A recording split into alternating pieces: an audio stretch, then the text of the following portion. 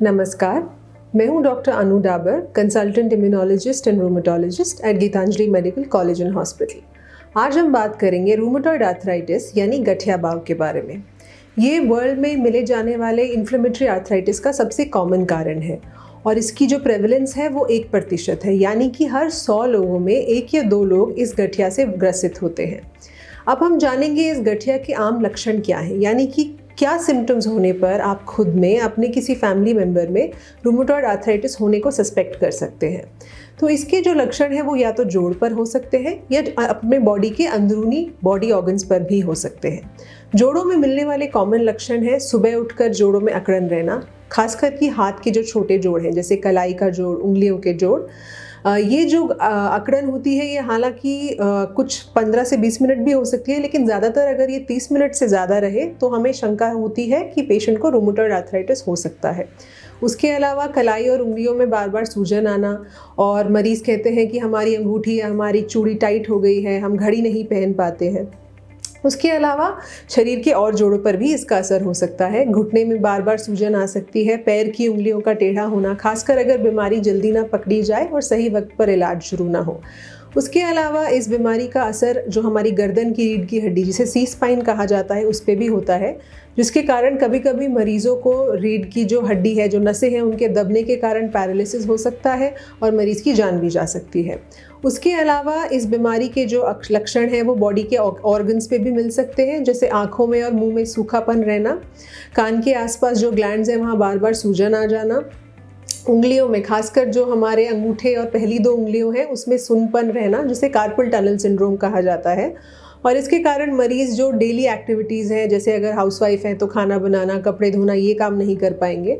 किसी का लिखने का काम है या कोई म्यूजिशियन है तो वो अपना डेली जो वो काम करते हैं, जॉब पे जाते हैं, वो सब नहीं कर पाएंगे, टाइप नहीं कर पाएंगे। लंबे समय तक छोटे बच्चे जिनको ये बीमारी अगर हो तो लिख नहीं पाएंगे, एग्ज़ाम्स नहीं दे पाएंगे।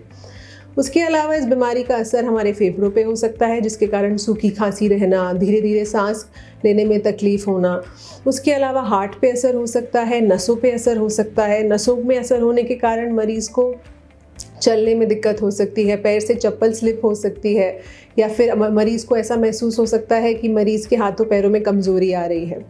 उसके अलावा एक और ज़रूरी बात जिसका ध्यान रखना चाहिए वो ये कि ये बीमारी औरतों में आदमियों से कहीं ज़्यादा मिलती है, और ख़ासकर 30-40 साल की उम्र से लेकर 60 साल की उम्र तक।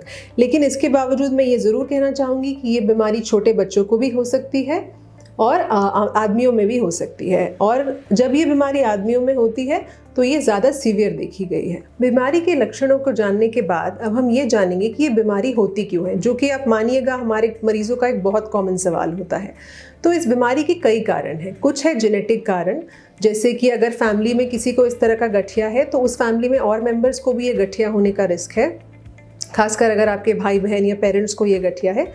और उसके अलावा कुछ कारण होते हैं इन्वायरमेंटल कारण, जैसे कि आपके आसपास अगर बहुत ज़्यादा आप पोल्यूटेड इन्वायरमेंट में रहते हैं, रोड के पास रहते हैं, एक्सपोजर है आपका बहुत ज़्यादा एयर पोल्यूशन से, स्मोक करते हैं आप या आपके घर में और कोई फैमिली मेम्बर्स, तो ये कुछ इन्वायरमेंटल कारण है। उसके अलावा कुछ कारण होते हैं हार्मोनल कारण। इसलिए ये बीमारी, जैसे कि मैंने कहा, औरतों में ज़्यादा मिलती है क्योंकि फीमेल हार्मोन्स जो हैं वो रिस्क होता है इस बीमारी के होने के लिए।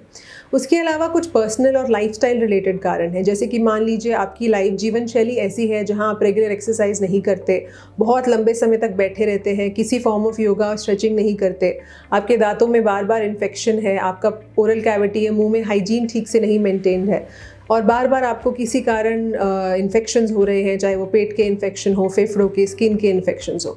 तो ये कुछ कारण हैं जो कि बताए गए हैं कि रूमेटॉइड आर्थराइटिस क्यों होता है। इन कारणों को समझने के बाद हम ये समझेंगे कि ये जो बीमारी है वो पहचानी कैसे जाती है। तो इसमें दोनों डॉक्टर का और मरीज़ का इक्वल रोल है। मरीज़ पहचानेगा वो सारे लक्षण जो मैंने बताए, ना सिर्फ खुद में बल्कि अपने आसपास उठने बैठने वाले लोगों में, रिश्तेदारों में, दोस्तों में, ताकि किसी भी मरीज़ जिसे गठिया हो सकता है उसका जल्द से जल्द इलाज शुरू हो। ये इसके बाद आप डॉक्टर के पास जाएंगे, आपके डॉक्टर आपसे डिटेल में आपकी हिस्ट्री जानेंगे, यानी कि आपको कब आपके सिम्टम्स शुरू हुए, कैसे वो सिम्टम्स बढ़े। उसके अलावा वो आपको एग्जामिन करेंगे, या कि आपके जोड़, हाथ के जोड़, पैर के जोड़, उसकी जांच, उसमें से अगर पानी निकालना है या उनको जो भी ज़रूरी एग्जामिनेशन की ज़रूरत लगती है वो करेंगे। ज़्यादातर मरीज़ों में इनसे ही डायग्नोसिस बन जाता है और अगर ज़रूरत पड़े तो इनके अलावा डॉक्टर कुछ ब्लड टेस्ट कराते हैं, जैसे कि रूमेटॉइड आर्थराइटिस के लिए आरएफ फैक्टर, एंटी-सीसीपी, ईएसआर, ये कुछ कॉमन टेस्ट कराए जाते हैं ये जानने के लिए कि आपकी बीमारी कितनी सीवियर हो सकती है और फिलहाल कितनी ज़्यादा तीव्र है।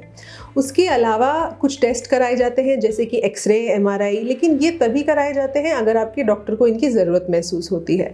और ख़ासकर एक्सरे का रोल वहाँ पर आता है जहाँ मरीज़ को काफ़ी समय तक लंबी बीमारी रही हो और हम देखना चाहते हो कि हड्डी में कोई परमानेंट डैमेज तो नहीं हो गया। उसके अलावा एक बात और ज़रूरी है कि इन मरीज़ों को, रूमेटॉइड आर्थराइटिस के पेशेंट्स को हार्ट डिजीज़ जैसे कि हार्ट अटैक आना, लकवा होना, किडनी फेल होने का और इन्फेक्शन, जो कॉमन इन्फेक्शंस है वो बार बार होने का रिस्क आम पॉपुलेशन से कहीं ज़्यादा होता है। तो इसके लिए हो सकता है आपके डॉक्टर आपके हार्ट की जांच जैसे कि ईको, आपके कोलेस्ट्रॉल लेवल्स, लिपिड का टेस्ट, वो सब टेस्ट करा सकते हैं ताकि वो ये बीमारी शुरू होने से पहले पकड़ सके। एक बात मैं यहाँ हाईलाइट करना चाहूँगी कि अगर किसी मरीज़ को इस तरह के कोई लक्षण नहीं है तो किसी के कहने पर या रूटीन चेकअप का हिस्से के लिए रूमेटॉइड आर्थराइटिस का टेस्ट, आरएफ फैक्टर, सीसीपी ये टेस्ट ना कराएं, क्योंकि 5% पॉपुलेशन से कम में ये टेस्ट नॉर्मली मिल सकते हैं जिनको ये बीमारी नहीं होती और ये अननेसेसरीली आपके लिए एक तनाव का कारण बन जाता है और आपको ये रिस्क, डर लगने लगता है कि कहीं आपको ये गठिया तो नहीं। इन टेस्ट का मतलब तभी है जब मरीज़ को कोई लक्षण हो और ये टेस्ट आपके रूमेटोलॉजिस्ट ने एडवाइस किए हों।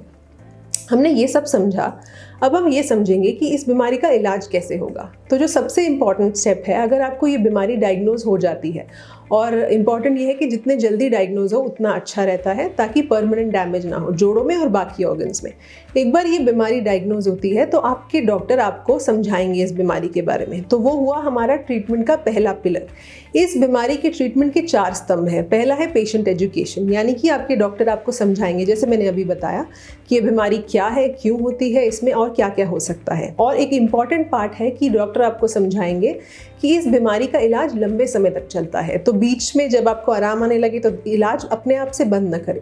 रेगुलरली जब जब आपके डॉक्टर आपको बुलाएं आप उनको दिखाएं। दूसरी इम्पॉर्टेंट बात ये कि ये बीमारी आज के ज़माने में जब इतना ज़्यादा मेडिकल एडवांसमेंट हो चुका है, बहुत हद तक कम्प्लीटली ट्रीटेबल है। मतलब आप एक नॉर्मल लाइफस्टाइल जी सकते हैं। आपको रेगुलरली कुछ दवाइयाँ लेनी होंगी और बीच बीच में अपने डॉक्टर के पास जाके कुछ ब्लड टेस्ट कराने होंगे और आप एक नॉर्मल लाइफस्टाइल जी सकते हैं। अपना जॉब, अपनी फैमिली, फीमेल्स जो हैं वो प्रेगनेंसी प्लान कर सकती हैं, बच्चों को जन्म दे सकती हैं, तो वो आप सब कर सकते हैं जो आपके साथ वाले लोग कर रहे हैं। ट्रीटमेंट का जो दूसरा इंपॉर्टेंट स्तंभ है वो है डाइट। तो इसमें डाइट का बड़ा इंपॉर्टेंट रोल है। आमतौर पर ये लोगों में गलत धारणा बनी हुई है कि जिनको आर्थराइटिस है उनको दालें नहीं खानी चाहिए, दही नहीं खाना चाहिए। मॉडर्न मेडिकल साइंस ऐसा कुछ नहीं कहता। आपको कैल्शियम रिच डाइट यानी कि मिल्क और मिल्क प्रोडक्ट ज़रूर लेने चाहिए। एक वेल बैलेंस्ड डाइट लेनी चाहिए जिसमें एंटीऑक्सीडेंट्स हो, जैसे कि फ्रूट्स, वेजिटेबल्स, ये सब चीज़ें खाइए। दालचीनी, जिंजर, ये जो भी आप देसी चीज़ें जिन्हें लेते हैं और अगर आपको वो सूट करती हैं तो बिल्कुल ले सकते हैं। परहेज़ सिर्फ उन चीज़ों से होना चाहिए जो वज़न बढ़ाएं, जैसे कि तेल, फ्राइड फूड, पैकेज फूड, बाज़ार की चीज़ें। उसके अलावा रेगुलर हेल्दी डाइट लें। पानी का सेवन अच्छे से रखें, फ्लूइड्स खूब लीजिए।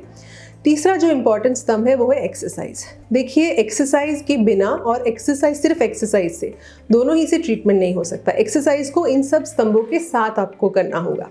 और सबसे इम्पॉर्टेंट, एक्सरसाइज कब, कितनी, कैसे, वो आपकी डिजीज़ के हिसाब से वेरी करेगा और वो आपके डॉक्टर और आपके डॉक्टर के साथ आपके जो फिजियोथेरेपिस्ट होंगे वो आपको बताएंगे। जो फोर्थ इम्पॉर्टेंट स्तंभ है एक्सरसाइज के बाद, अच्छा, एक्सरसाइज में योगा और प्राणायाम का भी अच्छा रोल है। तो अगर आप योगा प्राणायाम करते हैं तो उन्हें रेगुलरली करते रहिए। इस बीमारी को मैनेज करने का जो चौथा स्तंभ है और वो बहुत इंपॉर्टेंट है, वो है मेडिकल ट्रीटमेंट। देखिए, आपकी मेडिकल ट्रीटमेंट, आपके जो रूमेटोलॉजिस्ट हैं वो आपकी बीमारी को असेस करने के बाद वो कितनी सीवियर है, कितने समय से है और उसके अलावा आपको क्या बीमारियां हैं, उन सब फैक्टर्स को ध्यान में रखते हुए शुरू करेंगे। इस ट्रीटमेंट के 3 लेवल्स होते हैं। पहला लेवल है जब मरीज़ हमारे पास पहली बार आता है तो उसका पेन कंट्रोल करने के लिए कुछ पेन मेडिकेशंस का और स्टेरॉइड्स का इस्तेमाल करते हैं। स्टेरॉइड से घबराइए मत। कोई भी रूमेटोलॉजिस्ट आपको स्टेरॉइड कम से कम डोज पर और कम से कम ड्यूरेशन तक देता है, क्योंकि वो जानते हैं कि स्टेरॉइड्स के क्या एडवर्स इफेक्ट या क्या साइड इफेक्ट हो सकते हैं।